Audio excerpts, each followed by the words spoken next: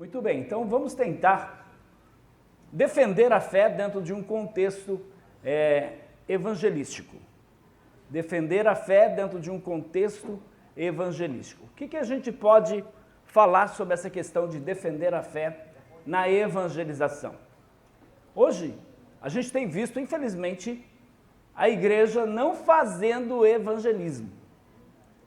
A igreja não faz mais evangelismo. Pessoas como o Nathanael Rinaldi, acho que foi o último, o remanescente, né? O último daqueles que faziam aquele trabalho de evangelização. Antigamente a gente encontrava pessoas na rua distribuindo folheto, encontrava igrejas fazendo culto ao ar livre, né? Agora não existe mais isso. Todo domingo para evangelizar no semáforo aí. Todo domingo. É? Sim, senhor. Verdade? Já entregamos mais de 10 mil folhetos. Puxa vida, que maravilha. Uma mãe e um pai por causa dos folhetos. Que maravilha. Então, temos mais uma exceção aqui, né? Existem as exceções. A regra, infelizmente, não é da igreja sair para evangelizar. E hoje, eu pergunto para você, na questão da evangelização, dentro do que nós estamos aprendendo aqui no seminário, questão cultural, filosófica, está fácil de evangelizar hoje? Com todas as ideologias que estão sendo colocadas aí? Aí eu te pergunto, o que nós vamos fazer? O que nós devemos fazer? Essa é uma questão muito importante. Por quê?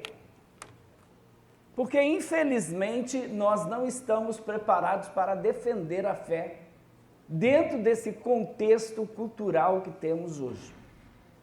Então, por exemplo, questões como homossexualismo, aborto, ideologia de gênero, e aí vai. Como nós estamos reagindo diante de tudo isso? Cada dia mais estamos vendo o quê? Igrejas abraçando essas ideologias. Líderes famosos abraçando essas ideologias, relativizando o evangelho. Então, hoje nós vivemos dentro de um contexto que, infelizmente, o evangelho puro e simples é raro. Eu falo sempre lá na igreja. Nossa igreja é uma igreja pequena. Temos lá cerca de 30, 40 pessoas. Aqui vocês não vão ouvir o que vocês querem ouvir. Aqui nós pregamos o que Deus quer que você ouça. E qual é o evangelho que Deus quer que as pessoas ouçam? É venha para Jesus, porque agora é só vitória, só vitória, só vitória. Venha para Jesus e você vai ter a melhor casa, o melhor carro, o melhor salário, não vai ter enfermidade, não vai ter perseguição. É esse o evangelho? Mas eu te pergunto, qual é o evangelho que faz sucesso? É o evangelho da renúncia? Ou é o evangelho pare de sofrer? É esse o evangelho que faz sucesso. É esse o evangelho que as pessoas querem abraçar. Ao mesmo tempo que você tem inúmeras igrejas aí, para todo tipo de pessoa, você tem aí um evangelho que está relativizado. Um evangelho que está se adaptando à cultura. Um evangelho que não está preocupado em defender o que de fato é a verdade.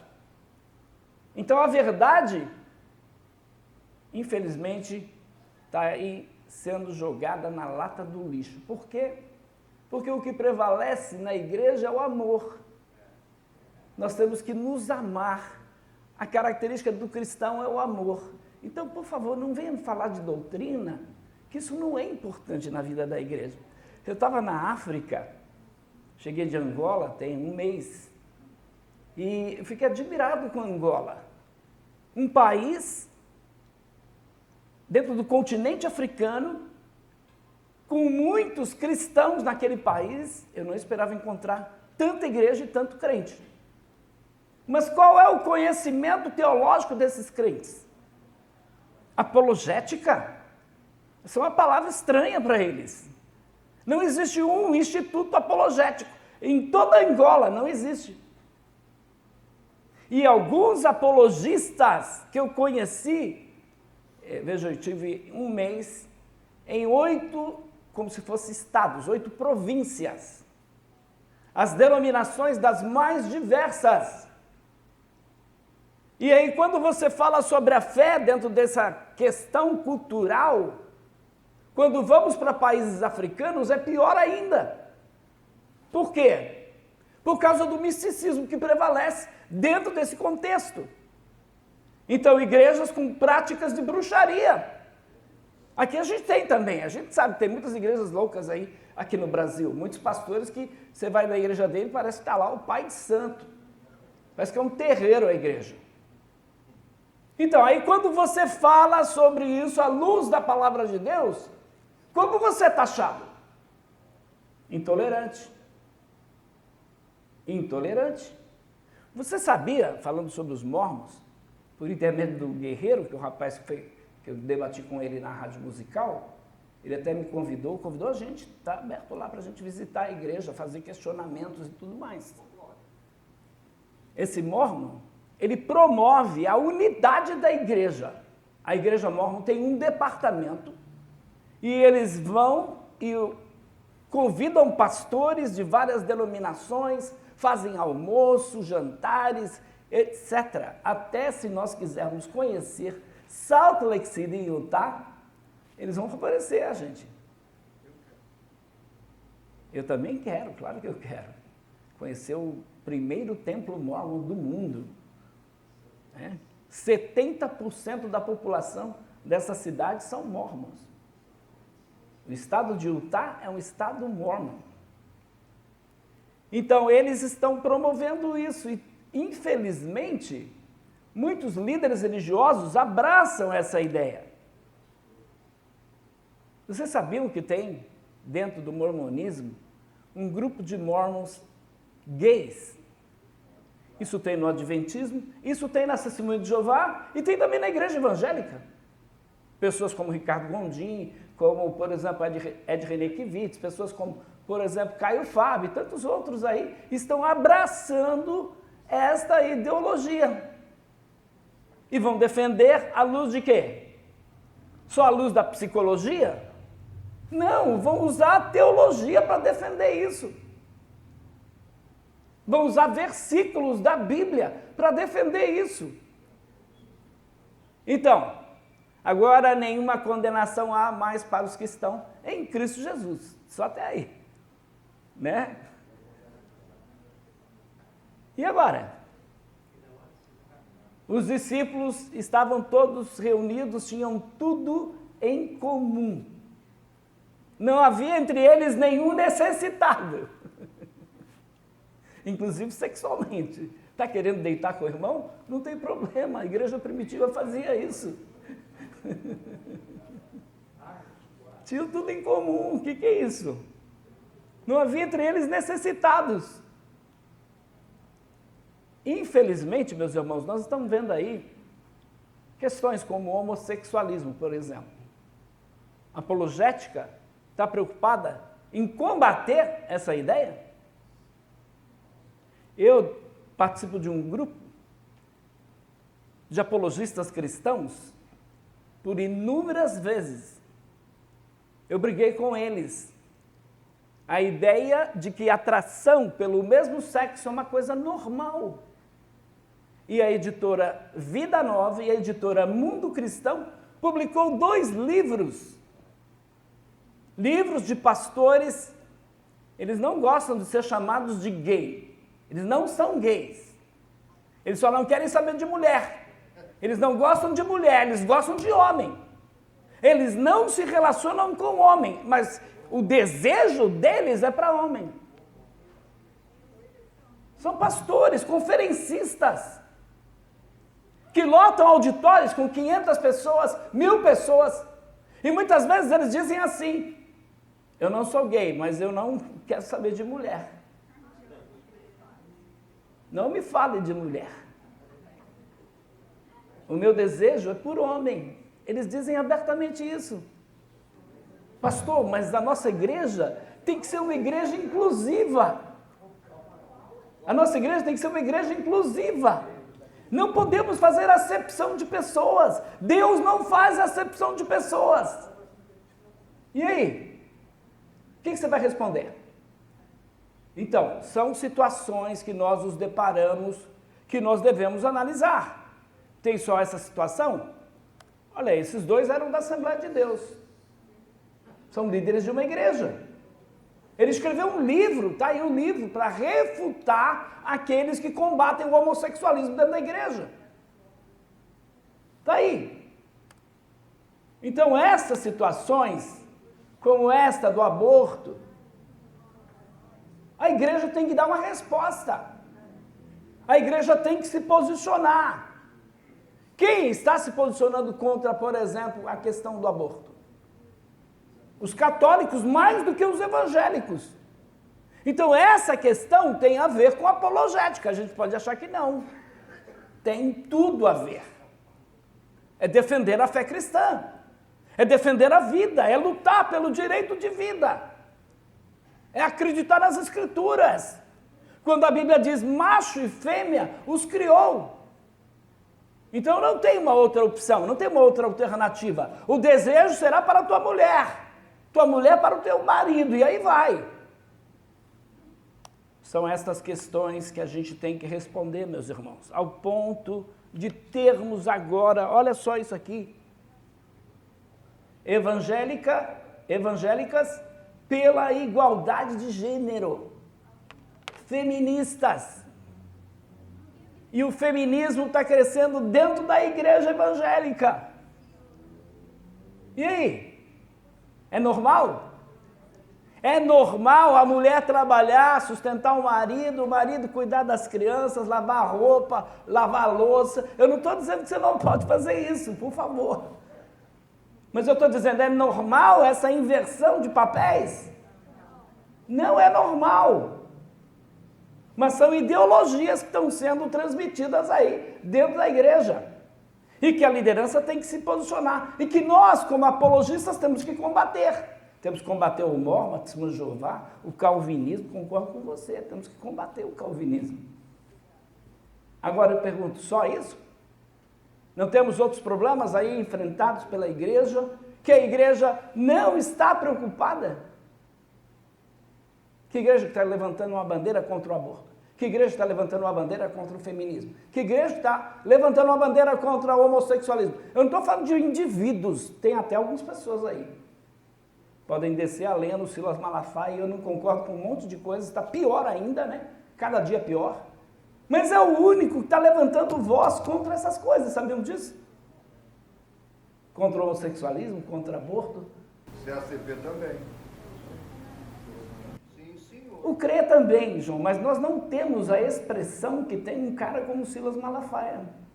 Infelizmente, o CACP não está aí na Rede Globo, não está aí na Bandeirantes, não está aí na mídia geral. A nossa mala é vazia. Enfim, são outros problemas, né, João? Outros problemas. Mas, meus irmãos, infelizmente, nós estamos vendo aí homens que eram referência. Vocês sabiam que o Ariovaldo Ramos, por muitos anos, foi um conselheiro meu, de almoçar, de jantar, de ir na casa e acompanhar e contar dos meus traumas, das minhas angústias para ele durante muitos anos? E hoje, qual é a posição dele? Você acha que eu vou me aconselhar com o Ariovaldo Ramos? Óbvio que não. Já faz muito tempo, aliás, ele nem quer mais saber de mim. Porque depois que viu minha foto com o Bolsonaro, ficou escandalizado, ridicularizou a minha atuação. Não é uma questão bolsonarista, não é uma questão lulista, é uma questão ideológica. Você já sabe, aqui já decidiram quem é o prefeito de São Vicente? Esquerda ou direita? Esquerda. Quantos evangélicos tem em São Vicente? Você acha que esses evangélicos votaram na direita ou na esquerda? Você acha que não tem evangélico e pastores que apoiaram a esquerda?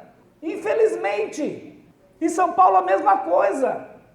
Em São Paulo a mesma coisa. E agora vamos decidir, ou vamos continuar com o Nunes ou vamos colocar o Boulos, que é gente finíssima, né? A Marta já foi prefeita em São Paulo e sabemos o estrago que ela foi para São Paulo. É vice do Boulos. E quem é o que apoia o PT? comunismo, o homossexualismo, a feitiçaria, umbanda, candomblé e etc. Enfim, é isso, de tudo que não presta. De ideologias contrárias à fé cristã. Como é que um pastor vai defender isso? Aí você vem combater, pastor, não fale de política. Política, futebol e religião não se discute. Não é assim? E o povo vai votando errado. Vai elegendo pessoas erradas. Enfim, são inúmeros os problemas, a gente não vai conseguir resolvê-los aqui hoje. Mas aí está o Ariovaldo Ramos. Aí eu te pergunto, os políticos evangélicos estão se posicionando contra de verdade? Uma coisa é o camarada falar que é contra, outra coisa na hora de votar lá, gente. Outra coisa é ele ir publicamente e dizer, eu sou contra. Porque falar ali para um grupinho de pessoas é uma coisa, falar em rede nacional é outra coisa. Tá? Então são situações que nós estamos vivenciando, que dentro da apologética exigem um posicionamento nosso. Um posicionamento teu lá no teu local de trabalho. Todo mundo lá onde você trabalha tem que saber que você é contra aborto, tem que saber que você é contra a ideologia de gênero, tem que saber que você é contra o homossexual, o homossexualismo. Que você crê na Bíblia, e a Bíblia é a palavra de Deus. Então, se ela diz isso, eu fico com a Bíblia, não importa o que o mundo inteiro diga. Eu te pergunto, o caminho largo é o caminho certo? É o caminho que conduz à vida eterna ou o caminho que conduz à perdição? É o caminho que conduz à perdição. Nós sabemos muito bem disso. Então, nós estamos vivendo aí dias, de fato, difíceis. Nesses dias difíceis, estamos vendo cada dia mais o crescimento do quê? Do cristianismo? É o cristianismo que está crescendo no mundo inteiro? Ou é o islamismo? O número de pessoas que estão abandonando as igrejas é maior do que o número de pessoas que estão entrando? Ou o número de pessoas que estão entrando é maior do que o número de pessoas que estão saindo? Já viram essa pesquisa, não?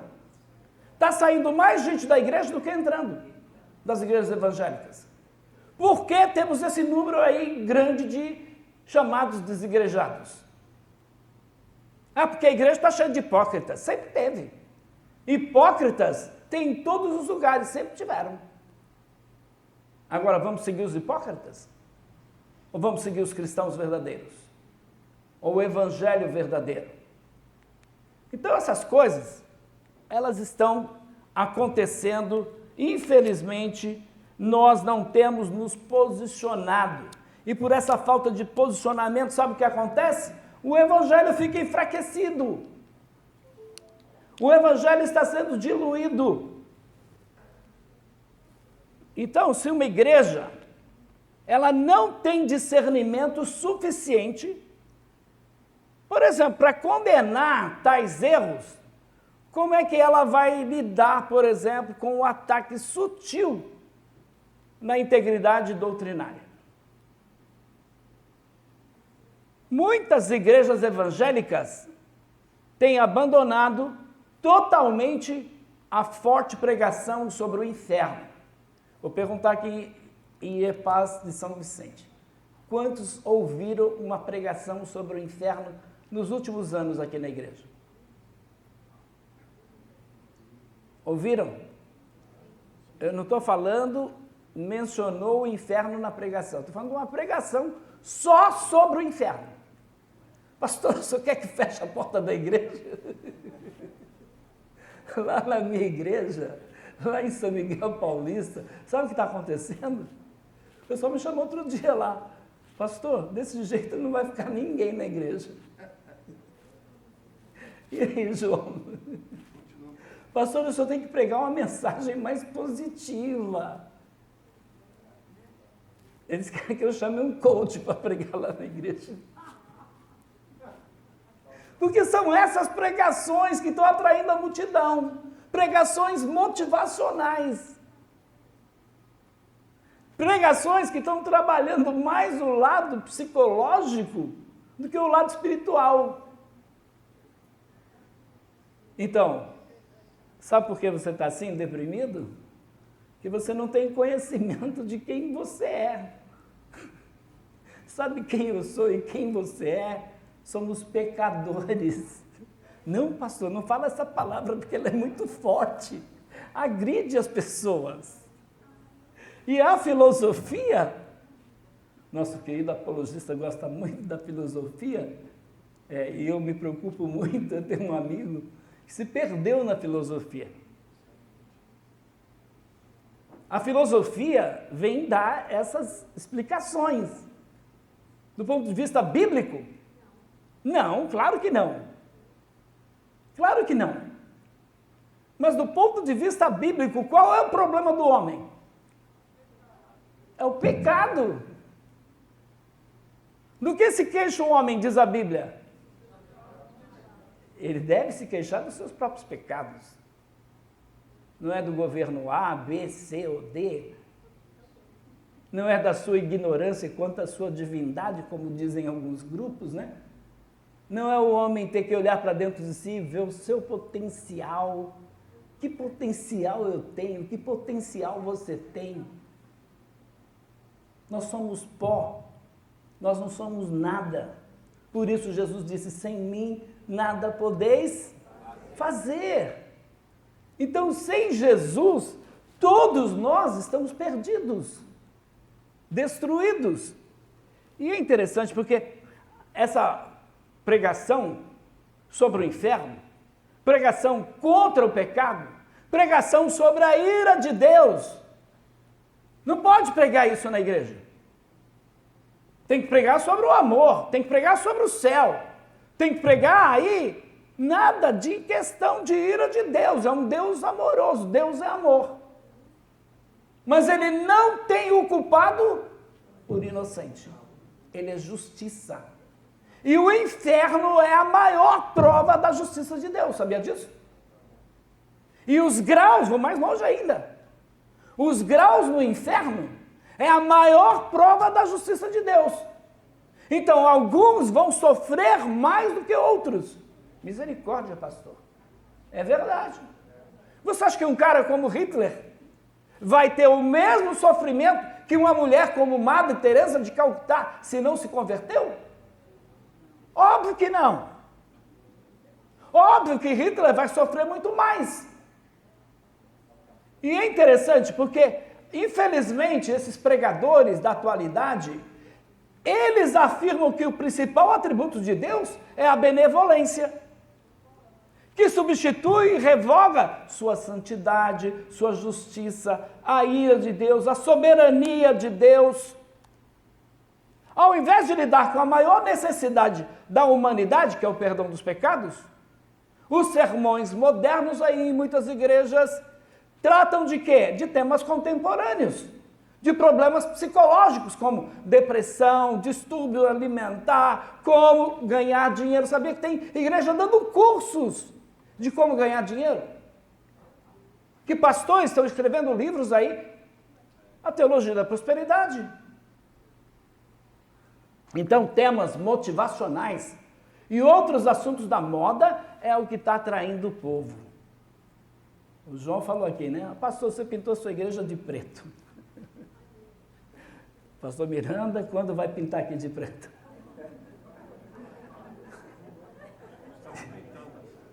Estão pintando já? Já estão pintando? Ah, a sede, começa na sede, e aí? Nós somos uma igreja batista, deixa eu explicar para vocês aqui. Dentro de uma igreja batista, o que prevalece não é a posição do pastor. Sabiam disso? Não é assim, pastor Paulo? É lá assim também? Não. A igreja decide, né? A assembleia decide. Então, se colocaram na mesa, nós queremos pintar a igreja de preto. Quantos favoráveis? Quantos contrários? A maioria decide. E se o pastor não concordar, quem concorda em tirar o pastor? Quantos favoráveis? Quantos contrários? Aqui não é assim. Então, entende o que está acontecendo, meus irmãos? Infelizmente, isso está acontecendo. Sua visão sobre a liderança, muitas vezes leva esses pastores a contratar profissionais de marketing, que pode vender, em vez de pastores, biblicamente comprometidos, qualificados, que podem ensinar a palavra de Deus. E aí, meus irmãos, a gente tem que dar um glória a Deus pela IEPAS, porque é uma igreja preocupada com a palavra. Eu me lembro, chegando ali em Santos, não tinha uma vez que eu não chegava ali na igreja e o pastor Natanael Rinaldi não estava com um grupinho de pessoas ensinando a Bíblia. Isso é raro. Pastor que vai ensinar a Bíblia na casa das pessoas. Eu, outro dia, encontrei uma testemunha do Jeová, estavam conversando na esquina, e eu parei meu carro, eu dei a volta no quarteirão, parei meu carro, e aí eu tinha uns santinhos de um pastor amigo meu que era candidato, que não ganhou, esse pastor não ganhou a eleição, mas era candidato a vereador lá de São Paulo. Aí eu peguei o folhetinho e disse para eles, né, para o Jeová, olha, eu tenho aqui um candidato muito bom, é meu amigo, no dia 6, não esquece, vota nele. O testemunho de Jeová não pegou o folheto e disse assim para mim, nós não votamos. Eu disse, por que vocês não votam? Porque a gente não faz parte do sistema. Nós temos um candidato. Eu disse, quem é o candidato? Aí disseram, Jesus Cristo. E tinham 2 sem barba e 2 com barba. Isso não acontecia na história da Assembleia de Jeová, mas eles mudaram. E eu queria pegar ele aí. Então eu entrei com essa questão política, mas para eles me ouvirem. Aí eu disse, vocês não votam. Por quê? A organização não permite? Quando eu falei a organização, ele disse, você já foi testemunha de Jeová? Eu disse, não. Mas, espera aí, você está de barba? A gente está de barba, agora pode. Eu disse, agora pode? E a Bíblia? Não, nós tivemos um novo entendimento. Você já leu Provérbios 4,18? Eu disse, já. Você já leu 19? Ele disse, não, eu vou ler para você na sua tradução. E eu citei, a vereda dos justos é como a luz da aurora, Provérbios 4,18, que vai brilhando mais e mais até o dia ser perfeito. Mas o 19 diz, o caminho dos iníquos é como as trevas, não souberam em quem tem estado tropeçando. Aí eu disse, olha só, vocês leem muito o 18, mas se esquecem do 19, sabe por quê? Essa nova luz significa que vocês nunca tiveram a luz verdadeira. Amém. Ele ficou irritado, aí ele disse, eu vou embora, não quero conversar, a gente vai ter que fazer a pregação. Eu falei, vocês estavam parados aí conversando um tempo? Ele disse, não, a gente tem que alcançar outras casas. Eu falei, vocês estavam conversando aqui, eu parei porque vocês estavam conversando. Aí comecei a falar de Jesus para eles. Me desculpa, Senhor, não queremos te ouvir. Aí 2 foi embora e eu fui atrás de 2. Ele falou, por favor, Senhor, a gente não quer conversar com o Senhor já conhece a nossa organização, não queremos falar com você. Então veja, por que uma testemunha de Jeová não quer conversar comigo, mas quer conversar com você? Por quê? Por que ele gasta horas e mais horas para conversar com você e não gasta para conversar comigo? Por quê?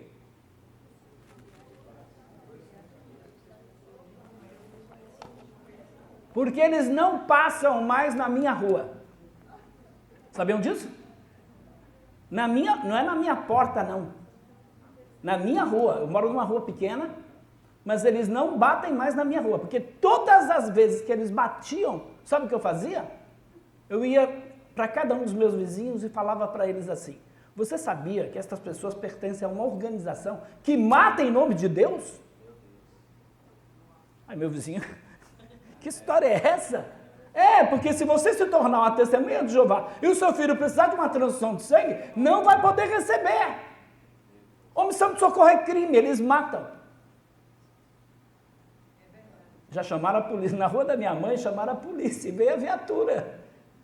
E quando o soldado veio, a viatura veio, o que está acontecendo aí? esse senhor está nos impedindo aqui de pregarmos o evangelho. Eu disse, eu não estou impedindo vocês estão batendo de porta em porta, eu só estou explicando para os meus vizinhos o que vocês acreditam. Inclusive, vocês estão contra uma pessoa ser policial e chamar a polícia. Aí o soldado olhou assim. Eu disse, o senhor sabia que essa Assembleia de Jeová não pode pegar em arma? É proibido. A organização deles proíbe. Não pode servir exército, marinha, aeronáutica, não pode cantar o hino nacional, não pode saudar a bandeira. Esses camaradas não são patriotas. São contra um monte de coisas que qualquer cidadão comum deveria defender. O soldado disse assim, isso aí é desavença religiosa, eu não tenho nada a ver com isso. Vocês que se virem aí, foi embora. Foi embora. Mas nessa questão, por exemplo, eu já fui levado para algumas delegacias. O João é o campeão de audiência, mas o campeão de visitar a delegacia sou eu. Processo, você é da delegacia. Sabe por quê, meus irmãos? Porque muita gente não está preocupada em defender a fé. Então, às vezes, está lá no metrô, está no ônibus, está no avião, o cara está lendo lá o Evangelho segundo o Espiritismo, está lendo lá Zíbia Gasparetto, está lendo lá qualquer outra coisa, Chico Xavier. O que a pessoa faz? Esse cara é espírita, não vou nem mexer. Mexer com o diabo? Eu? Não é assim? Não é assim? Tá certo? Qual é a nossa obrigação? Mexer com o diabo. Qual é a nossa obrigação? Pastor, o senhor quer ser perseguido? Eu te pergunto, é bem-aventurado quando não vos perseguirem? Jesus disse isso, bem-aventurados sois quando não vos perseguirem por causa do meu nome. É assim o evangelho? Não. Bem-aventurados sois quando vos perseguirem. Bem-aventurados sois quando vos encarcerarem. Bem-aventurados sois quando vos matarem por causa do meu nome. Está disposto a morrer? Por causa do nome de Cristo? Não está disposto nem a viver, quanto mais morrer. A realidade nossa é essa. Temos uma geração de crentes acomodados. E, meus irmãos, eu visitei agora o 34º país. E o Brasil é uma maravilha. Países como Guiné-Bissau, Angola, você não tem noção. E ainda tem crente que reclama. Reclama do quê? O ar-condicionado. O ar-condicionado. Da cantina. Reclama que hoje comeu, por exemplo, ovo, né? Mas vai para Angola, vai para Guiné-Bissau. Passa um dia num desses países aí, nos lugares pobres. Tem lugar rico, quem tem dinheiro fica num hotel 5 estrelas, tem água quente, água fria, enfim. Mas lugares que não tem água, por exemplo. Você tem que muitas vezes tomar banho de canequinha, com água mineral, se você tiver dinheiro para comprar, como eu tinha, por exemplo. Difícil, meus irmãos, muito difícil mesmo. Nós não temos noção do que é em outro país a situação, de como nós somos privilegiados, de como nós deveríamos todos os dias agradecer a Deus pela nossa família, pela nossa casa, ainda que seja de aluguel, você tem uma casa. Você não mora aí num barraco. E se você morar num barraco, ainda tem um barraco. Glória a Deus. Glória a Deus. Veja bem, meus irmãos, o que a gente quer? Homens comprometidos com a verdade ou verdadeiros homens que estão dando um show no púlpito das igrejas? Ou os palhaços gospel? Né? Quando eu falo isso de um pregador que tem aí, faz o povo rir, nós não precisamos de pastores que façam você rir. Nós precisamos de pastores que façam você chorar. Amém. Por que chorar? Misericórdia, pastor. A vida já está tão sofrida. Chorar por causa dos seus pecados. Chorar por causa da sua indiferença. Chorar por causa da sua negligência para com o Evangelho de Jesus Cristo. Chorar porque você está, infelizmente, sendo influenciado por essa visão cultural. Que o mais importante dentro do reino de Deus é você ter do que ser. E para Deus não é isso. Aleluia. Glória a Deus. Aleluia. Para Deus não é importante quantos diplomas você tem, a sua conta bancária. Para Deus não é importante qual é o modelo do teu carro, ou do teu terno, ou da tua roupa, do teu sapato. Não é isso. Esse não é o evangelho. Esse é o evangelho de Mamon. O evangelho de Jesus Cristo é renúncia. Negar-se a si mesmo. É não amar este mundo, nem as coisas que há neste mundo. Esse é o evangelho.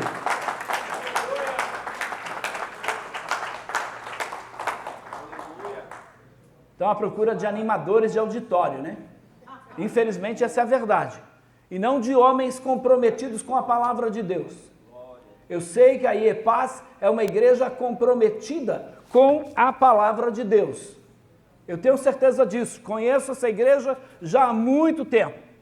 É por isso que Judas 3 declara: amados, procurando eu escrever-vos com toda a diligência acerca da salvação comum, tive por necessidade escrever-vos e exortar-vos a batalhar pela fé que uma vez foi dada aos santos. Estamos batalhando pela fé? Estamos batalhando pela fé? O que você acha? Que bom seria se isso fosse amém para todas as igrejas evangélicas de Santos, São Vicente, do litoral, de São Paulo e do Brasil, pelo menos. Então, cada geração, isso é muito importante, cada geração é responsável por sua geração. A gente não vai dar conta lá atrás e nem lá na frente. A gente vai dar conta hoje, da nossa geração.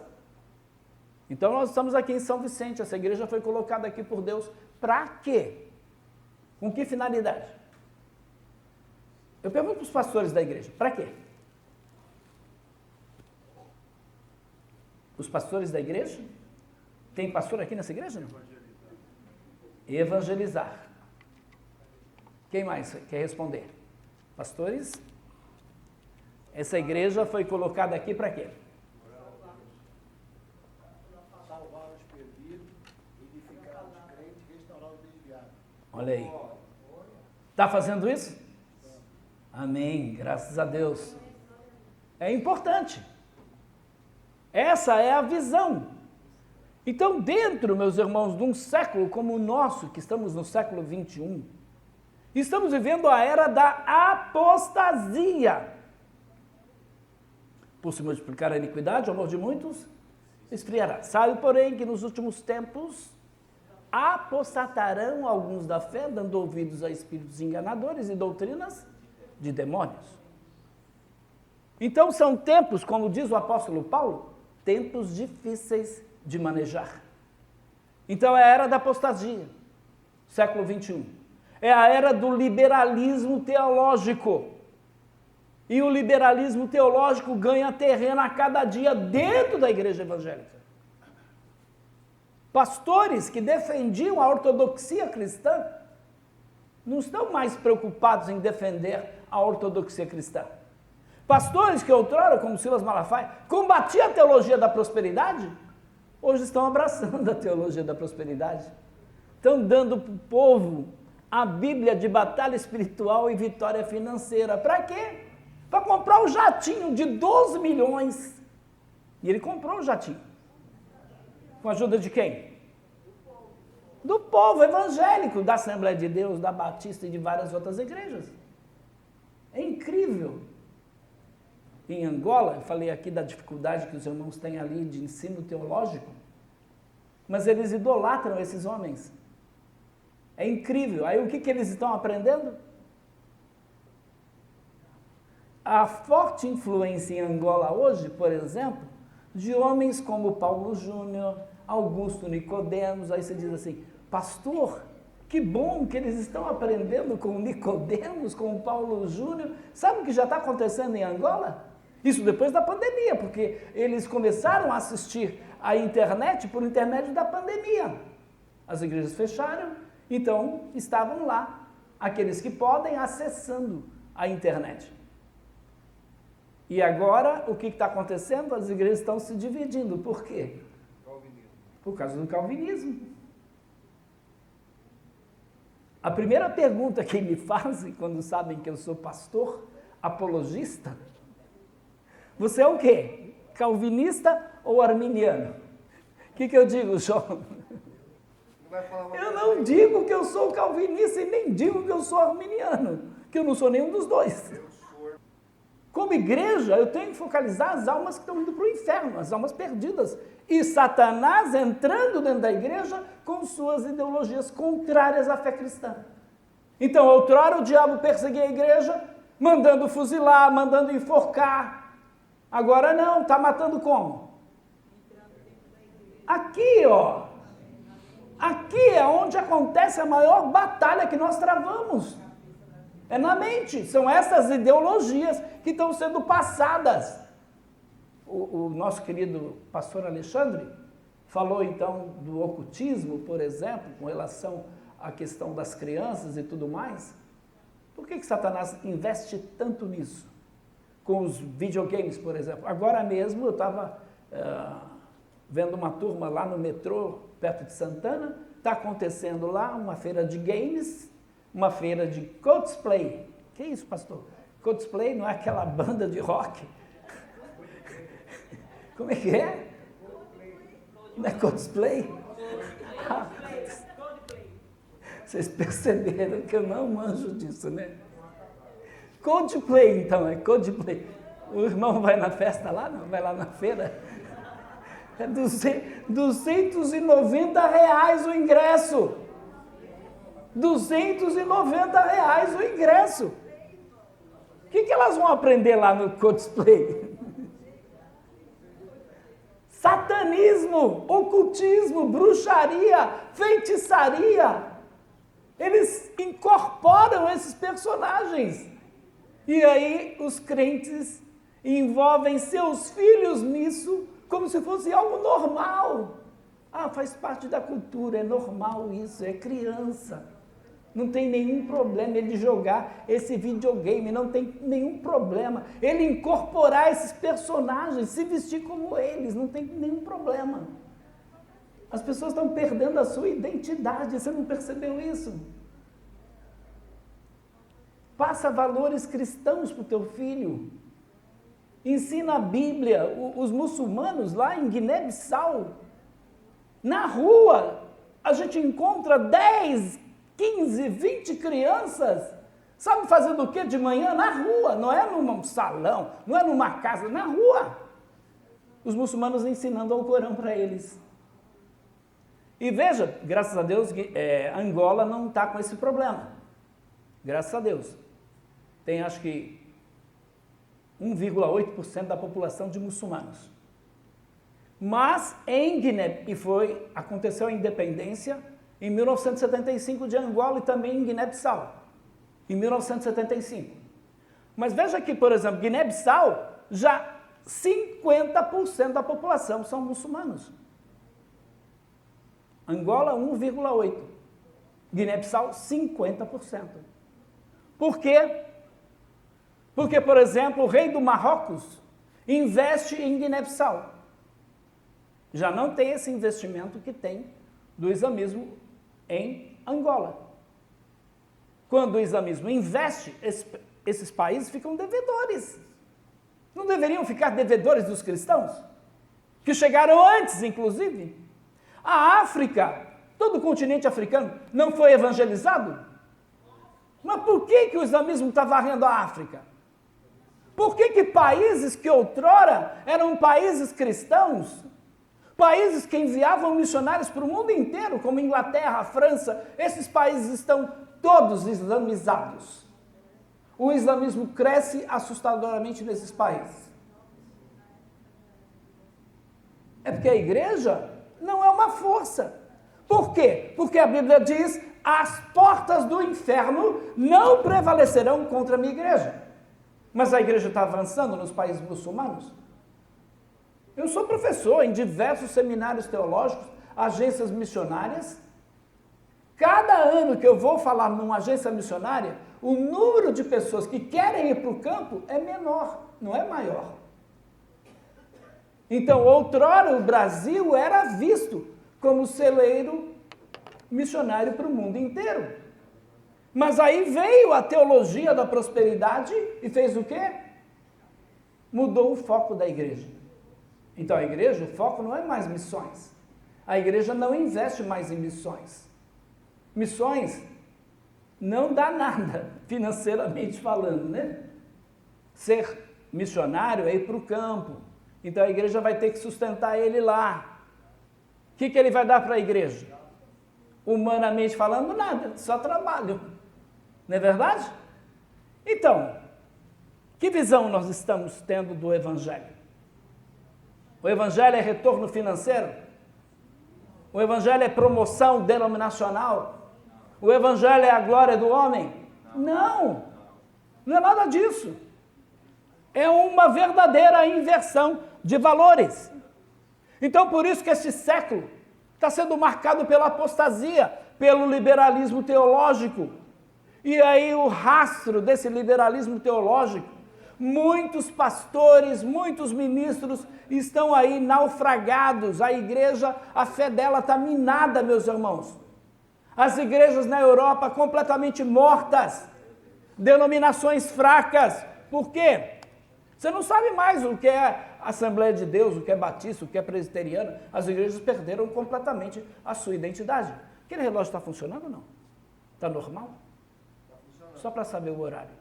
Tá bom. Tá bom, obrigado. Então, além desse liberalismo teológico, nós somos confrontados por convulsões sociais e culturais. Tudo isso torna o século XXI um momento desafiador, um momento emocionante para pregarmos o Evangelho. Porque o Evangelho é o poder de quem? De Deus. Não se esqueça disso. Infelizmente, a gente não se lembra mais que o Evangelho é o poder de Deus para a salvação e também para a perdição. Com a revolução sexual que está aí agora florescendo, e o público brasileiro aceitando amplamente o casamento entre pessoas do mesmo sexo, a pressão para que a igreja ceda a questões de sexualidade, gênero e casamento só se intensificará. Não espere muita coisa da nossa justiça. A nossa justiça vai contra o Evangelho de Jesus Cristo. Me perdoe. Essa é a pura verdade. Não vai favorecer a igreja.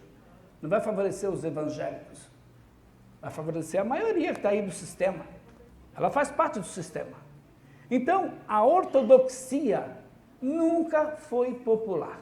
O que é ortodoxia? Quando você ouve essa palavra, o que é isso? É uma palavra grega, ortodoxia.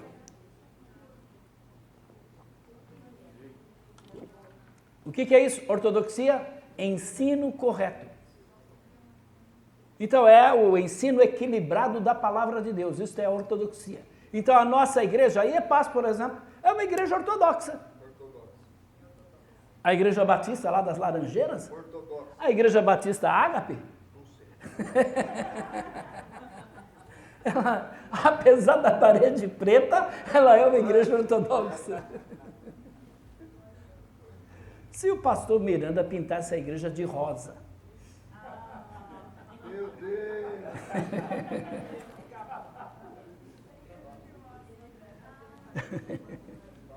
Então, meus irmãos, há uma inevitável colisão de visões de mundo.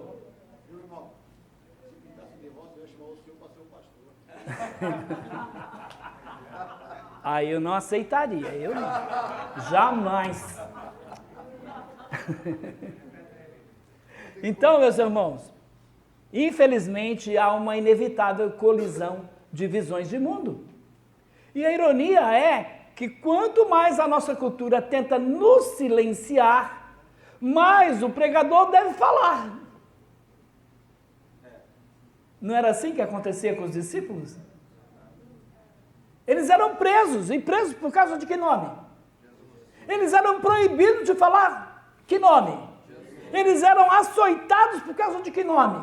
Foram mortos por causa de que nome, meus irmãos? E quando ele saía da cadeia, o apóstolo Paulo, lá na cadeia, ele já causava uma revolução. Ele entendia que se Deus permitiu dele ser preso, é para falar de Jesus lá, para converter os presos. E quando ele saía, que era liberado, imediatamente saía falando de Jesus. É o que nós precisamos, de uma igreja, meus irmãos, com irmãos que amam o Senhor, que amam a verdade, que amam o perdido, amam o pecador, não o pecado, amam o pecador. Qual é o valor de uma alma? Mas se o pastor Edson anunciar que a partir de amanhã, quem trouxer, cada pessoa, cada visitante vai ganhar R$1.000. Vai anunciar, amanhã, quem trouxer uma pessoa, cada pessoa que você trouxer, R$1.000. Já pensou? Quanto vale uma alma? Quanto vale uma alma? Nem se fala das eleições. Nem se fala das eleições.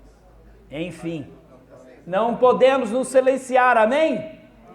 A igreja tem que ser fortalecida.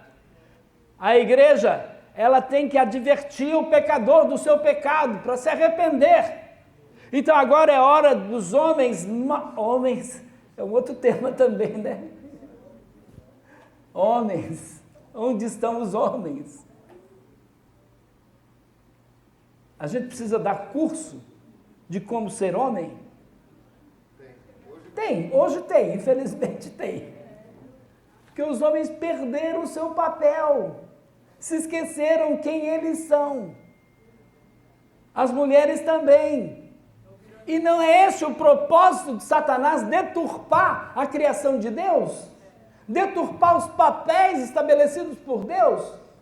Então é nesta hora que entra a apologética, entra a defesa da fé. A semana que vem eu vou estar falando aí para um grupo de homens sobre essa questão. Eu vou dizer para eles, como diz o nordestino, seja macho. Macho é macho e fêmea é fêmea. Mulher é mulher. E homem é homem. E jacaré é um bicho, né? Enfim. Então agora, o que a igreja precisa é de homens fortes. Homens que entendam o seu papel na sociedade, o seu papel na igreja, o seu papel dentro de casa, o seu papel como pai de família, o seu papel como provedor da sua casa. São questões que estão sendo levantadas, que nós, como apologistas, precisamos falar sobre isso. Temos que falar sobre calvinismo. Mas, João, quando é que eu vou ver lá no CACP um artigo falando sobre essa questão do homem? Tem também? Tem. Você fez um vídeo? Não, tem artigo. Eu quero que você faça um vídeo. Farei um vídeo para você. Tá bom. Tá bom, eu quero ver. Eu vou propagar. Pode ter certeza, eu vou espalhar essa visão aí. E aí, meus irmãos, nós como pastores temos que pregar sermões fortes no contexto da igreja. Aí precisa ver o que de fato nós queremos como igreja. O que eu quero? Pregar o evangelho ou atrair pessoas? O que eu quero? Então precisa ver o que eu quero de fato e de verdade. Se eu quero atrair pessoas, chame o Cláudio Duarte. Convida ele para vir aqui, o povo vai rir, vai gostar, vai achar a igreja maravilhosa. Agora, convidar o pastor Joaquim de Andrade, o povo vai embora. Convidar o João Flávio, ninguém vem. O que nós queremos como igreja? Então, você não precisa ser um apologista treinado para defender a fé, sabia disso?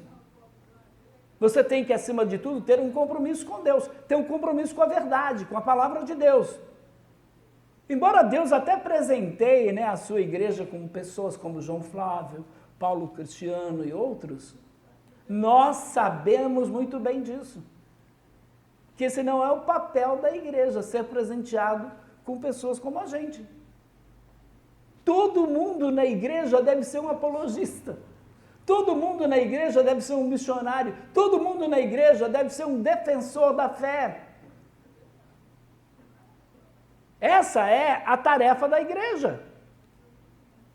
Muito bem. Você deve, no entanto, em seu próprio contexto, com sua própria habilidade, estar pronto e disposto a estudar e falar as verdades das Escrituras. Agora, eu te pergunto, as pessoas estão preocupadas com as verdades das Escrituras?